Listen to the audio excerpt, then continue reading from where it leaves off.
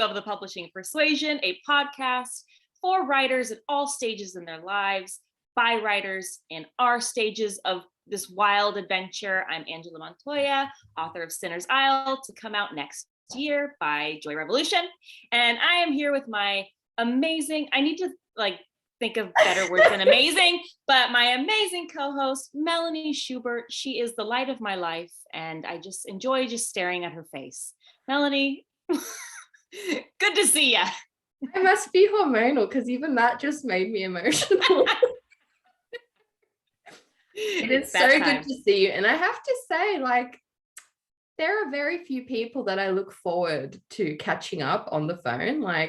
But I actually just, podcast aside, I really just look forward to catching up with you. And I just know as soon as that camera comes on that we're just going to laugh just at the sight of each other's face. So yeah, always.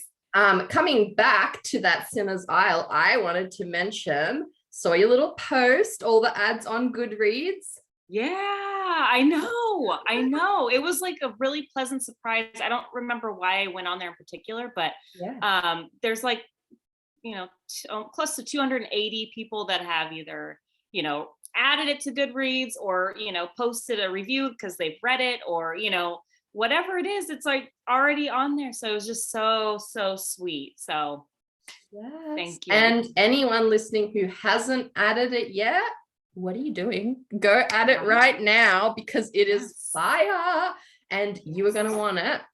Do we have an exact date when it's coming out? No idea. No clue. Next year. That's all I know. So exciting. I am so ready for that. We're going to have to just have, I was going to say one episode. We need a few episodes dedicated to your week of book coming out. Yeah, it'll be fun. I think it'll just be a really wild, wonky, crazy adventure to launch a book. So you guys will follow along on the madness. But right now we are going to interview Danielle Wilkinson. Did I get it? Yeah, I got it right. We're just here to enjoy the experience of Danielle. That is Danielle. Heck happened? Yes, I'm excited. Yeah, I love her. I just like her face. I didn't even, same. What is that? I don't know. Actually, I have do you know what it is? That Roald Dahl quote. If you have good thoughts, they will shine out of your face like sunbeams and you will always look lovely. I just think of her. That's her, that quote. There's just something about her that's just sunbeams shooting out of her face and just, I don't even remember when I started following her, to be honest. Some people you just network with over the years and it's can't remember where it was from, but love you. Exactly. But thank you for showing up and popping on my screen. Yeah. She's one of those. I love that quote. I think that quote is exactly her. Yeah. That quote literally, it's it's just an early guide for me with people. You know what I mean? There's just certain people who just, I think who you are starts to show on your face. You know what I mean? Even if you have resting bitch face, there's this glimmer in people's eye when there's, when have you ever just been out in public on the street and something completely bizarre or unacceptable happens and you just lock eyes with that one stranger on the bus or something and you just know that you're both just oh my gosh, it's that. That quality in people, that's the Sunbeam quality. I hear you 100%. It is. I love those moments too. With a random stranger and you're we get each other. Yes. Perfect. How's your day? Good. Busy. So your book launch the other night, that looked fun. It was really fun. It was Kristin Dyers' debut. Some mistakes were made, I want to say. And it was just really special. Just the outpouring of love she had from just the community, her friends, she has a bunch of writing friends. They were all there. It was just a really, really special night to listen to her. And Adrienne Young interviewed her before like the signing. And it was just really special because they, at that particular bookstore, Barnes and Noble in Roseville, California, United States, they would meet like weekly and write and talk about their goals. And then, all these years later, here they are signing books, so it was just really up. Yeah, it was one of those moments where it was just like, yes, it was like, it's so cool to see the human side of writing in the world, because Adrienne Young is so successful and Kristin Dyers' book is huge and she's people love her, and then just to see them just as friends first before all of it was just really cool. I love that so much. It seems like you've got quite a huge writing community over there in California. Yeah, apparently, although they both have moved. They live in different states, I think now, but they came back because this is like their genesis.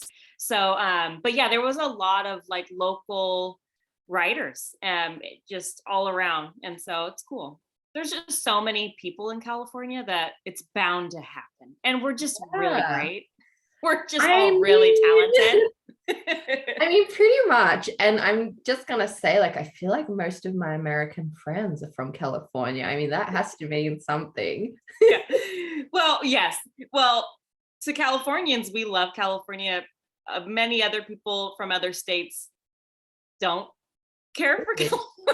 So, really? It's just, I think it's I don't know. It's just a fun rivalry. I have no idea.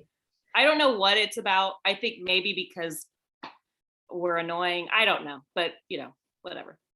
I feel like America is just so, it's such an obvious thing to say, but it's so big, like your states are the size of other countries. So I can imagine that there's like, and just from what I've seen growing up on American TV, there's like whole other cultures in various states. Like it's very, polarizing or whatever. Yeah, and it's just even every Californians are all different because we all are grow up in different areas, and so but enough about me.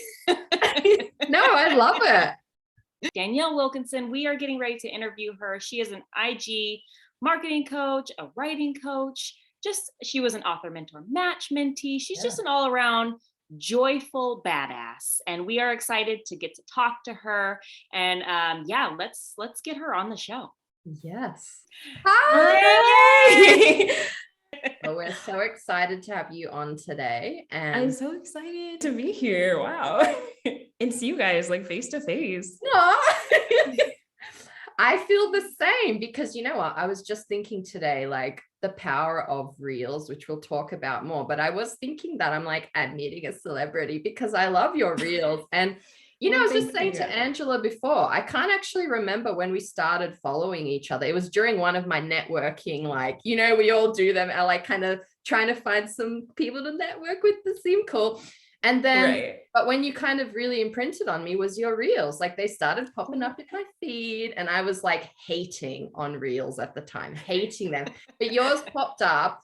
And aside from Angela's, they were the only ones I was kind of like, this is funny. This is cool. I really like her. Oh my God, that means a lot. Thank you. No, it's true. It's like we talk about this just like on the side, and even when we introed the show, Melanie and I, that you really are just like this like light, this sunshine, that when we're scrolling and I see your reels, your face, it's like, oh, let me watch. Like, yes. Oh, thank you. Yeah, that's so sweet. It's like, I feel the same about you guys too. Like, I think, especially for you, Angela, I think I found you through reels. But also through like Pitch Wars, which I can talk about more later, but I think you guys do such a great job, and I love all of your reels. Thank you. They really are fun, and you are an inspiration. Now let's get right down to it. Like, tell us a little bit more about yourself. Yeah, so my name's Danielle. I am a marketing coach and social media strategist. I went to Purdue University, studied communications, and then post-college, I went to work for a publishing company here in Atlanta. and I got to have more experience that way. And I was the marketing coordinator for them. So I was working with like several different authors, managing their social media accounts and helping them put together marketing plans. So that was really cool. And then after the pandemic started, I sadly got let go, but I used that to my advantage and decided to just start something of my own while I had nothing to do. And I started working with some of the former clients at that independent publisher and kind of started there, and it kind of just built up to where it is now. So yeah. Wow. That is awesome. Yeah. I mean, it shows that you have a background, because the professionalism that you put forth, it carries through. So it makes sense. Thank you. Yeah. And I didn't know that about your working with the publishing company, and I'm sorry you got let go, but I am just seeing nothing but pure fire in your future and in your present, because and that's the thing, we talk about it a lot in this industry. There's a lot more no than yes. And I think the one thing that separates people who stay in it is that perseverance. And I got a little shiver when you said that. And I'm like, you got let go, and you're like, but you just went for it and did your own thing, And like, that's it. That's the fire in this industry. So, and you are doing it. Thank you. You made me not hate reels. Okay, Angela is the exception, because I agree. Her reels were fire before like reels were becoming a real thing on Instagram. Just gonna say that. They always made me smile, but I was so salty. I was like, reels are taking over Instagram and I hate that. And then I saw your Reels Writer Challenge, and I was like, I don't want to have to do, like, I'll admit I was being super salty about reels. And then I caught myself one day and I saw it just takes like one kind of Karen post to make you snap out of it. And I saw somebody whinging about it, and I was just like, oh my gosh, I sound like a Karen. All right, pull your finger out of your ass and make a fucking reel right now. So that's when I jumped on your challenge, and I'm so glad I did. So thank you. Yeah. Yeah. And the Instagram Reels challenge, that was so much fun. It was just a week long for anyone who doesn't know about it. And we would post a new reel every single day. And there were prompts, and we were all just encouraging each other in the Facebook group. And it was so much fun. I'm glad you joined. It really was fun. And it made me see that like I could apply my kind of creativity that I use in writing towards reels, and have like, I'm genuinely starting to have fun with it. I'll admit at the start I was still a bit like, you kind of get stressed and sweaty doing reels, right? I mean, I think we all do. Yeah, like it depends on the reel. It depends if Instagram lets you down and it deletes all your footage. We won't talk about that. We won't talk about that. We don't talk about Bruno. We don't talk about deleting reels. It's too fresh. But no, I'm really enjoying it now. So, I mean, this is your area of expertise. Can you tell us a little bit about like kind of the trends you're seeing, or like any like little secret tips about reels? Yeah, I think like basically the big picture is that Instagram just wants you to use reels because they want you to be on the platform as long as possible. And they're competing with TikTok right now. So the way to get you to stay engaged is to look at video content. So definitely trending sounds are something you should be using if you're not already. And something new that Instagram wants you to pick up on is also just making your own trends and making your own sounds. So maybe like taking people throughout your day, or like making a statement about something. One of the people I follow on Instagram who I really like, her name is Caitlin. She is an indie author, and I'm forgetting her handle right now, but she made like a Reels series just about her journey from starting to write as a kid and to becoming a published indie author. And I think that was really cool. And it got her so many more followers than she had before, because Instagram really picked up on that and promoted those reels, and it was just her talking. So I think it's really just making these trends your own, but also kind of making your own original content and going with that. That's such good advice. And what do you I mean, advice wise, what advice would you give to someone that's not necessarily comfortable, filming themselves or recording themselves? Is there a hack that you use or know how to use? I wish I could tell you, like, I'm still terrified. Like every time I post like any video content, I can't look at it for like an hour. Like I'm still just like, I interview authors for We Need Diverse Books. Yes. And I started to do that over Zoom, and I post those as videos. And like they didn't force you to do that, but I was like, I'm really scared to do this. Can I do it? Like, can you post this? And they're like, okay. But basically I kind of just dive headfirst into things I'm afraid of, like podcasts and video content, and just kind of do it until I'm less scared. So yes, I don't really have love advice. that. No, I think that's the advice is Yeah.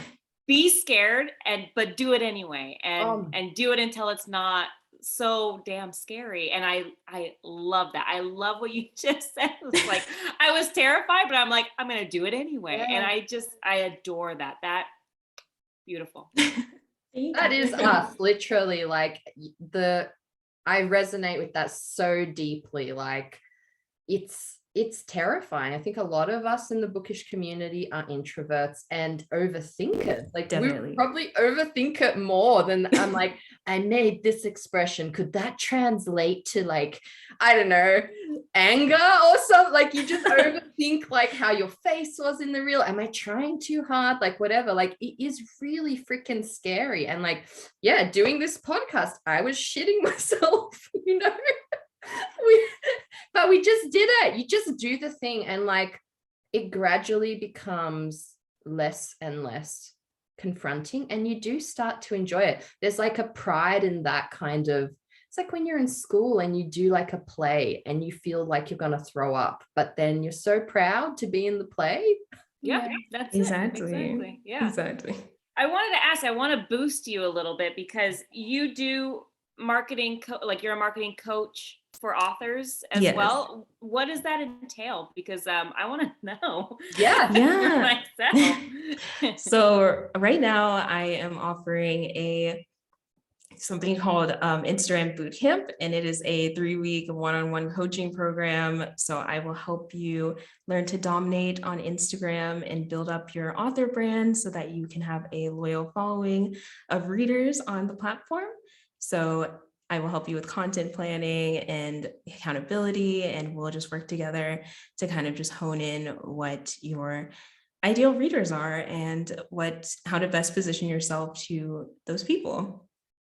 That's that's really good advice, because right now, like personally in my own kind of account and journey, like I just do writing stuff because it's kind of all I know. It's my life right now, but I'm not necessarily like thinking of future readers. I'm more just like networking, making friends with writers, and I love it. But there is that other side, the business side of you need to actually gear it towards your potential readers. Exactly. How else are they going to find your book and you? So I think that's great. But networking is awesome too. Like that should not be discounted at all. That's so important. So that's great that you're doing that. Yeah. I mean, and honestly, it's like just been so fun more than anything. It's just so fun meeting other writers and people in the community, just because everybody's so supportive, and, just getting to chat with people like you and Melanie, and meeting, all of this web of just beauty and smarts and creativity. It really just like boosts me just in life. And so, networking, beautiful. So I'm with you on that. I just also think networking has helped me like just finish a book. Like I feel like I didn't really finish a novel fully until I started on Instagram. So it's like a really cool community, and it's a really cool way to just get that encouragement and get that accountability and motivation to actually finish something. Yes, absolutely. I would have quit 1,000 times. if there wasn't somebody there that was just like, hey, what's going on? Or, literally in your mind, you're thinking, oh, everybody's kind of watching. I got to keep going. So did you start writing like in the last, just tell us about your writing journey. I want to know more about that. Yeah. So I've been writing most of my life, basically since I was like 9 or 10. I like to say that I was writing like fan fiction before I knew what fan fiction was, because I would like watch cartoons as a kid and then like rewrite them just like with my own characters, or with my own endings, and just kind of make it my own. And I did that for a while. And then I started to actually write like longer short stories. And then I attempted to write like my first full-length novel in high school. And that was like a sci-fi thing, which is kind of weird to say because I'm so not a sci-fi writer now. And same, like I did another one that was fantasy. And I'm just like, why would I think like I could write a fantasy? But yeah, those never got past the first draft stage. And I think it's because I was lacking that accountability, also lacking feedback. I wasn't really showing people my work, and I was really afraid of that. So that's something that also Instagram kind of helped me get over. And I also took a few creative writing classes throughout college. So that helped me get over that fear of feedback and showing my work. But that was really cool. And then I started this current one in 2020, Camp NaNoWriMo. So yeah, that's kind of my journey so far. Yeah, what are you writing now?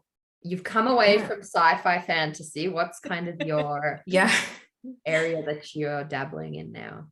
Yeah, now I'm writing a young adult contemporary romance, and it is about two gamers who start to fall for each other. And that's all I'm saying right now because we're still in revisions and it is still changing. That's adorable. I love that. Yeah. Is this the book that you got into author mentor match with? Yes, it is. Okay. And so are you, well, actually for our listeners, will you explain what author mentor match is? Yeah. Author mentor match, it's kind of like Pitch Wars. It's a mentorship program where established authors are paired with up and coming writers, and they help mentor them through kind of whatever you want your next step to be, whether that's querying or self-publishing or whatever you want it to be, because it doesn't have the showcase that Pitch Wars does. So you're kind of free to dictate your own milestones and your own timeline, which I think is pretty cool. And my mentor is Meredith Tate, and she is so great. She's so nice, and I've loved all of her feedback. She's just been so encouraging, and I'm so happy to have her. Aww, I love that. Well, obviously, we're big mentor lovers here on the show. We met each other through Pitch Wars. I was the author mentor match mentee. I was round 5. Oh, you were? I didn't know that. Yeah. Oh my gosh. I know. It feels like a million years ago. I mean, it was. No, it wasn't. It was like a couple, I don't know. Time doesn't exist. But it was for a previous book. And I just kind of didn't know where I was going to take that book. And it just didn't go really anywhere. I died in query land. And so I started writing Sinner's Isle. But the mentorship just of any kind, author mentor match, Pitch Wars, rest in peace, having somebody there to, champion your work and somebody that chooses you and your work. I think that to me, was a game changer, was somebody read this and still wants to work with me and help. I mean, it's just the biggest blessing. And so how has revisions been for you through this mentorship? It's been good. Meredith sent me an edit letter right away, literally the day I got into AMM. And I read through that, and we got on a Zoom call and talked through how we really wanted to tackle things. And we decided to make a new outline because I went through kind of a big revision. So my story changed a lot. like plot wise. So I had to do a new outline and she approved that. And now I'm currently working through actually tackling those big plot revisions. So it's been really good. And I guess it's been kind of like eye-opening because I've just learned things that I didn't realize I was doing while I was writing. It's just like, oh, I kind of killed the tension there. Or like, oh, I was going to characterize them more, but I didn't do that. So it's really cool that she caught on to that and helped me work through it. Absolutely. I love that. What's been the hardest part for you that you found? The hardest part? I think just what typically is the hardest part for me with writing, which is just getting past your perfectionism. That's just been, just those mental blocks can be brutal sometimes, I think. And just writing through that and knowing that you are a good writer and that even if you're having a bad day, it doesn't mean you're never going to get published or like they'll hate this. So yeah, just getting through those mental blocks, getting through those bad days, because there's usually good days and good writing moments right after that. Yeah, That's it's just so that true. fighting through yourself, really. You know, it always feels that way. It's never the outside world for me in particular. Like it's never these other things. Nobody's saying the writing's bad. It's just you. Like we are such bitches to ourselves, and it's just not fair. I saw that you made a reel about that too recently, and I really resonated with that for sure. Yeah, Get into our heads about things. We do, and it's like once you let it go and just like breathe into it and just let yourself be your true self, the magic really comes. And so Exactly. I don't know what little jerk like sits on our shoulders telling us that, you know, this has to be perfect, this has to be whatever it is, but it's just, you got to smack him in the face sometimes. Exactly. That's it right there. Smack that voice in the face. And I'm like, something I've been doing this year is catching that voice and not just like trying to cheer myself up. I catch the voice and I'm like, what did I just say to myself? Okay, yesterday it was, I just wasted an hour making that reel. And I caught the thought and I was like, that is a lie. Because if I'm going into this treating it as a career, that is work. And I grabbed the thought and I was like, no, I just spent an hour working, because I think in 2022, if we're still thinking that social media isn't important as authors, good luck. Like, Exactly. It's like, it can happen for you, but it's kind of like, you know, I think you really need that. So I think just challenging those bitchy thoughts that we tell ourselves and just being like, no, like this is important. This is work. This is, and I think like part of it is this idea that you should like expect to see results straight away. You might need to make 1,000 reels before it starts to, you know, get pick up. And I think that's what discourages people the most, that they make a few reels and it gets like 10 views and they're like, oh, reels are shit. What's the point of doing them? But I think it's that repetitive action that slowly, I've noticed with the podcast, like when we started, we had like 2 people who would view our stories religiously, and it was us. Yeah, it was just you and me. So like it took months for it to like, then there was 4 people in the stories, then there was 5, then there was 10, then, you know, like, and over time it's been this trickle that has just kind of like, now it starts to be exponential. Now when it's like double, you know, and then something else will happen and it's double again. And but that's like a year later of like grinding and putting out extra content. Exactly. And I think you should, like, I know people are afraid of kind of like shouting into the void, so to speak, with social media, but I was really comforted by that fact in the beginning, because like your first few posts are arguably going to be your worst ones. So you don't want everyone to see that. And you kind of want to get used to posting and get used to what your brand is and what your feel is, what your niche is. And sometimes that's just better to do without all eyes on you, you know? But yeah, so I think it's good to like start small. That's so true. Like even when I used to do like my Friday, I would do like a Friday check-in and I just talk about my writing for the week. And I would literally, I should scroll back and find it. The very first few I did, I would be having panic attacks nonstop. And it was going to no one. It was like 5 followers and like most of them were family. Exactly. But, like, the sweaty nervousness that you feel getting in front of the camera for the first time, like, yeah, you're right. It's good that it's on a small scale to start with because you build up that confidence. And you realize what you're good at too, because like when I first started Bookstagram, I was like, I want to do those artsy photos where you do like book pyramids and like all that stuff. And then I'm like, I tried it and I'm like, this is too much work. I can't do this every time for every photo. Let's just do something a little simpler and that'll be my brand.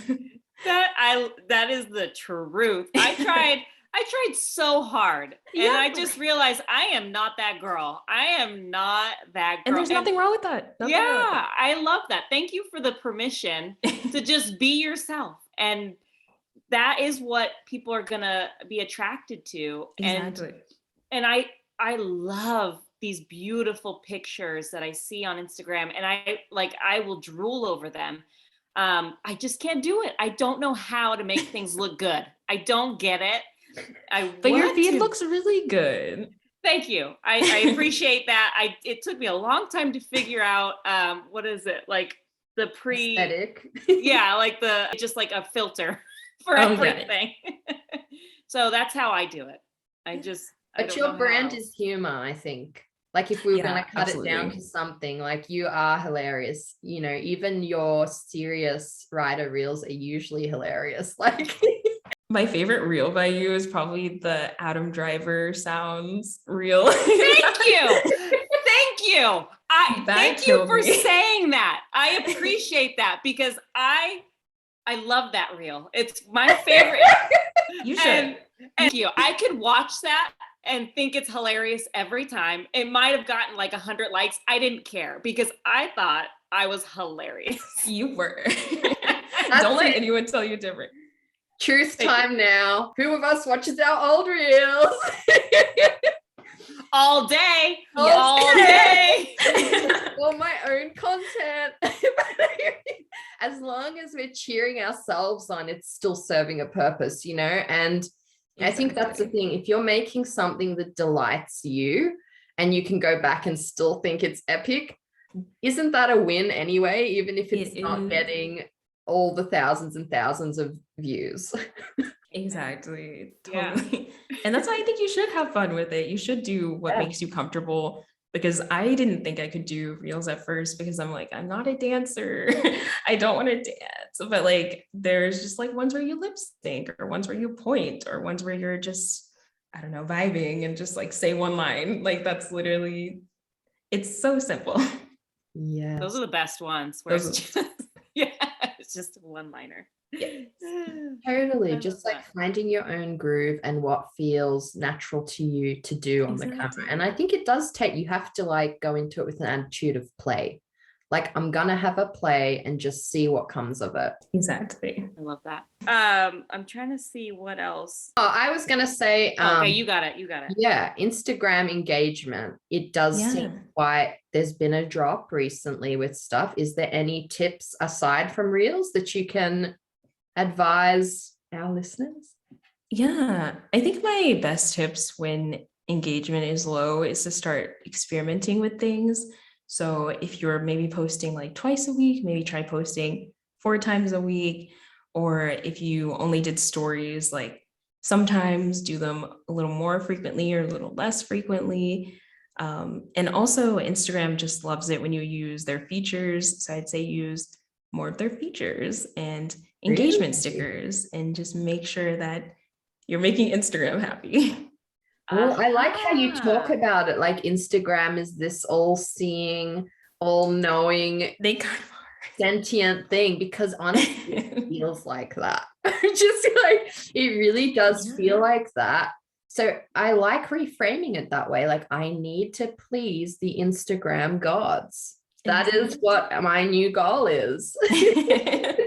Yeah, they just want you to show up, like spend time with them, use their gifts, Ooh, Yeah, just use be their on gifts. the platform and engage with other accounts as well. Yeah, so I would say experiment and definitely check out your analytics and see how that's affecting it. So See, yeah. guys, this is why you need to hire Danielle, because she Yes. knows what's up. She knows Instagram personally. You So, do We're know it. besties. besties for sure. I can feel it. I can sense it.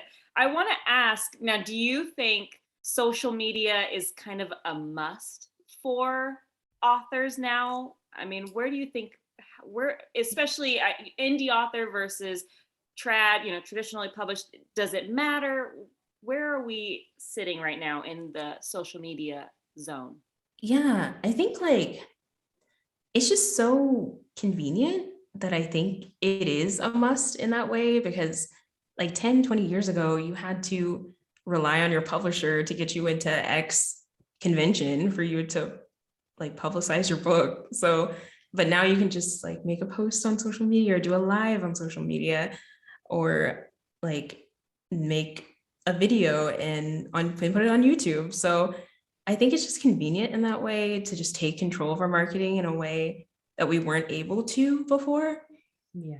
But also network, like we talked about earlier. I know that most authors are introverts, and I think networking through a screen or through DMs is a lot easier than in person. So I say, why not? Yeah. Give it a try. Absolutely. I find it so much just easier to chat with you guys here than actually have to physically like get dressed and go somewhere. So I agree. Like it is pretty easy. Speaking of going somewhere, you should definitely come to Y'all West next year, because I think you said you're based in California, so I want to see you there next year.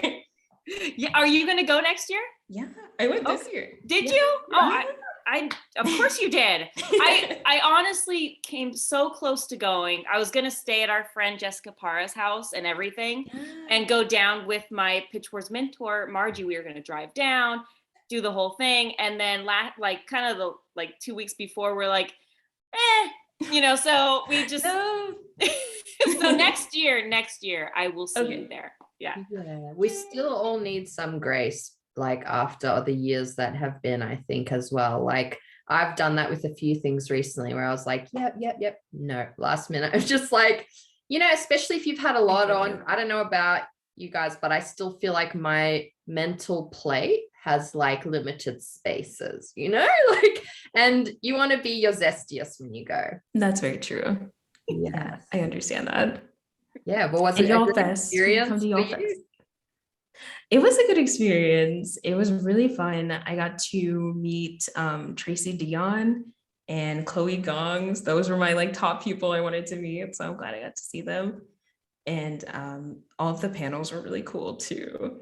So I just really love it. You should come. Yeah.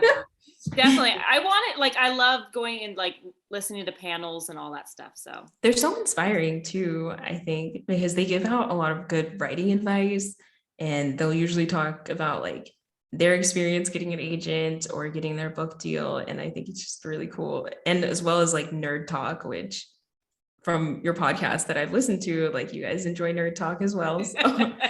Yeah. Definitely. We love a good nerd talk. Yes. Totally. So did you hear any advice while you were at the panels, or just in general, any writing advice that just stuck with you? Yeah, I think writing advice that stuck with me, it was funny. I need to remember the name of the person who said it, but it was a really big panel, and one of the authors was talking about how she basically just pitches her books to anyone who will listen and kind of just really watches their face to see how they react, to be like, is this a good idea? Should I pursue this or not? Or should I pitch this a different way or not? Like, and I think that's kind of cool, just to kind of get you out of your comfort zone, because we talked about how we can just be in our perfectionist comfort zone, not receiving feedback. And I think that's just like a cool method to kind of get out of your own head and just kind of get that idea out into the world a little bit. Yes, I love that. It's like doing the scary thing. It's Yeah, putting yourself exactly. out there and then learning from it each time, what's working, what's not. That's really good advice. I think that's fantastic. Yeah. And I What's think some good advice you guys have heard, like writing wise? I just want to know. Just all kinds. Just all kinds. Just every time. I keep going back to what Sarah said in one of our past podcasts was block out the noise. It's simple as that. Just block out everything and focus on what's really important to yourself. And so that's something that I just keep going back to every time because I am constantly here, everywhere, in my head, out of my head. And so blocking it out and just focusing is so key. Do I do it? No, but I'm wanting to. I'm working on it. We try. We're working on it. We're working. I think What for you, me, Mel? it's just like not being afraid to speak your claim and go for it. Like just really put in the work and do the things, because I think like even just talking about reels and the fear behind that, I always challenged myself.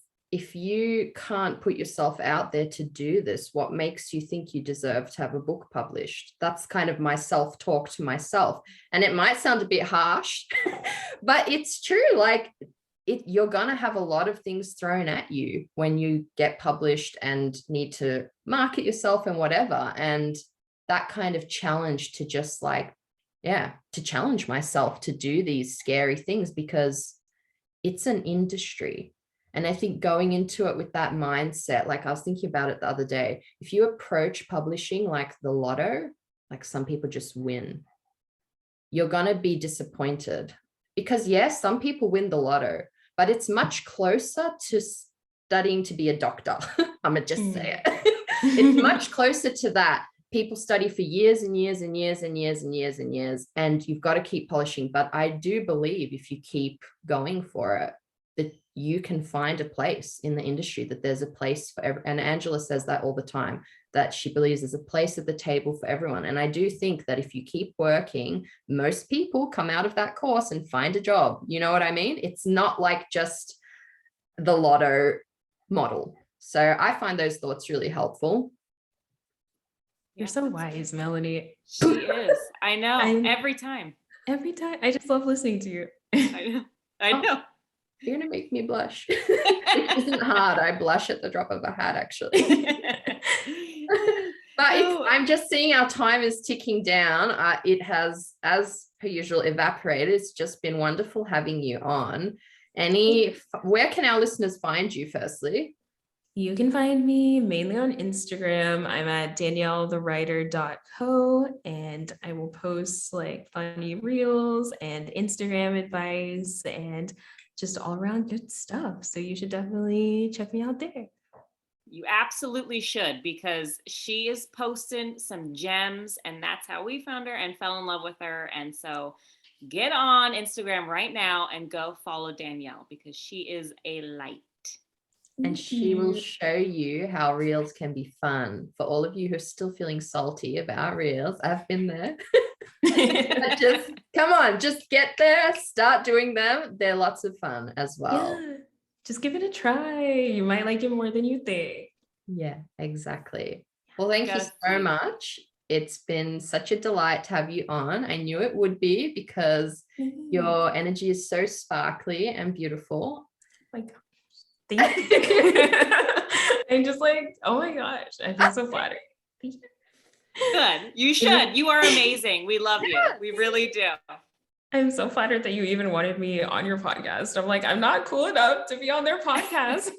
We are cool enough. We're not cool enough for you. So thank you for coming on. You're upping our cool factor. So 100%. You guys are great. Thank you. Well, it's going to cut us off any second. So thank you. Have the best day. And we'll see you on the gram. You too. Ooh, that was good, Melanie. We'll see you on the gram. That was good. That was like... I'm serving it all day, every day. Instagram realness. We'll see you on the gram. Yes. I've been watching a lot of RuPaul's Drag Race lately, so so you're feeling it.